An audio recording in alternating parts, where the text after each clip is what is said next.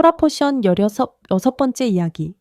베샬라흐 출애굽기 13장 17절에서 17장 16절 말씀, 사사기 4장 4절에서 5장 31절 말씀, 요한복음 6장 32절에서 63절 말씀입니다. 이번 주 토라 포션은 베샬라흐, 그가 보냈을 때라는 뜻입니다. 하나님의 권능의 힘으로 이스라엘은 애굽에서 빠져나오게 됩니다. 유월절을 보내고 무교절로 들어갑니다. 그리고 홍해 앞에 장막을 칩니다. 이 소식을 들은 바로는 다시 강팍해져서 이스라엘의 뒤를 쫓습니다. 그러자 이스라엘은 두려움에 휩싸인 사람들, 원망하는 사람들, 도망가는 사람들, 혼돈 그 자체입니다. 하나님은 이스라엘이 처한 상황을 잘 아십니다. 모세를 통해 말씀하십니다. 출애굽기 14장 13절 말씀입니다. 모세가 백성에게 이르되 너희는 두려워하지 말고 가만히 서서 주께서 오늘 너희를 위하여 행하시는 구원을 보라. 너희가 오늘 본 애굽 사람을 영원히 다시 보지 아니하리라. 하나님께서 친히 이스라엘을 위해 싸워주십니다. 그들을 핍박하고 괴롭혔던 애굽 사람들을 다시는 보지 아니하리라고 말씀하십니다. 이와 동일하게 말세를 사는 성도들에게도 주님께서는 애굽에 행하셨던 것과 같이 친히 우리의 구원이 되어 주실 것입니다. 출애굽기 14장 30절 말씀입니다. 그날에 주께서 이같이 이스라엘을 애굽 사람의 손에서 구원하시마에 이스라엘이 바닷가에서 애굽 사람들이 죽어 있는 것을 보았더라. 그리고 15장에 그 유명한 모세의 노래가 나옵니다. 이 모세의 노래는 4단락으로 이루어져 있습니다. 첫 번째로 1절에서 5절은 하나님께서 구원과 승리를 주신 것을 찬송합니다.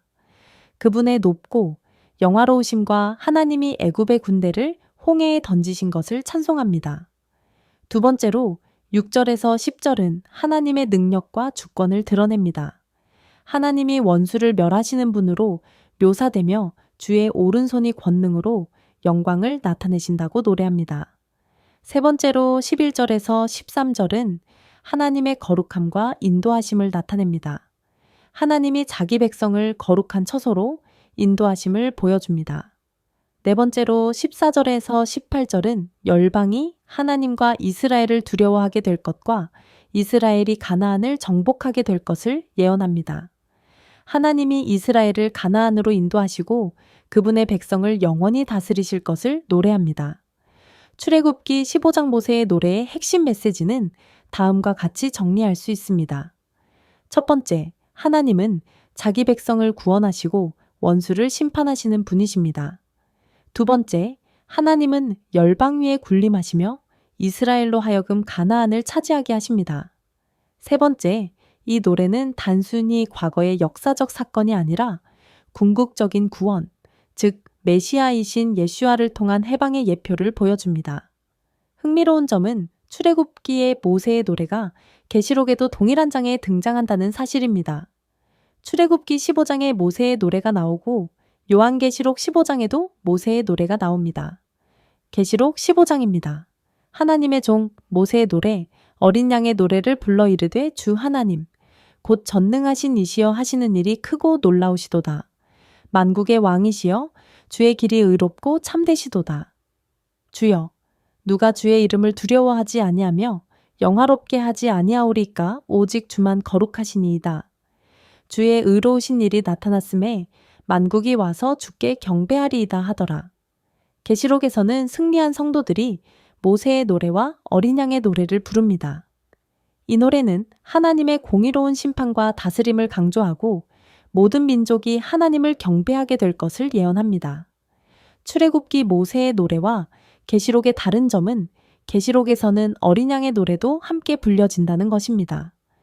모세의 노래는 출애굽 사건과 이스라엘의 구원을 의미를 전해주고 어린 양의 노래는 메시아이신 예수아의 십자가를 통한 구원을 의미를 전해줍니다.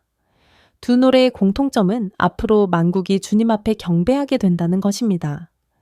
출애굽기에서 모세의 노래는 종말론적 구원의 그림자를 예표하고 계시록에서는 모세의 노래와 어린 양의 노래가 하나로 연결됩니다. 이 흐름은 앞으로 이스라엘뿐만 아니라 열방이 함께 하나님께 경배하는 날이 올 것을 예언하고 있습니다. 출애굽기 15장에서는 모세의 노래가 이스라엘의 구원의 이야기로 기록되어 있지만 요한계시록 15장에서는 모세의 노래와 어린 양의 노래가 함께 불려지며 온 세상이 이스라엘과 함께 하나님 앞으로 돌아오는 것을 예언하고 있습니다. 즉, 출애굽기의 구원이 최후의 구원으로 확장된 것이 요한계시록의 메시지입니다. 모세의 노래는 과거의 구원을 기념하지만 어린 양의 노래는 그 구원의 완성을 노래합니다. 그러므로 출애굽기 15장의 모세의 노래는 요한계시록 15장에서 어린 양의 노래와 연결될 때 비로소 하나의 큰 그림으로 완성됩니다. 출애굽 사건은 단순히 과거의 역사적인 사건이 아니라 궁극적인 종말론적 구원의 예표입니다. 또한 하나님께서 애굽을 심판하시고 자기 백성을 구원하셨듯이 종말에도 하나님께서 최후의 승리를 이루십니다. 결국 하나님께 속한 자들은 최종적 구원을 경험하며 온 세상이 하나님을 찬양하게 됩니다. 또한 출애굽기에 이스라엘이 홍해를 건넌 것처럼 마지막 시대의 성도들도 고난의 불에 유리 바다를 지나야 합니다. 계시록 15장 2절에서 3절 말씀입니다.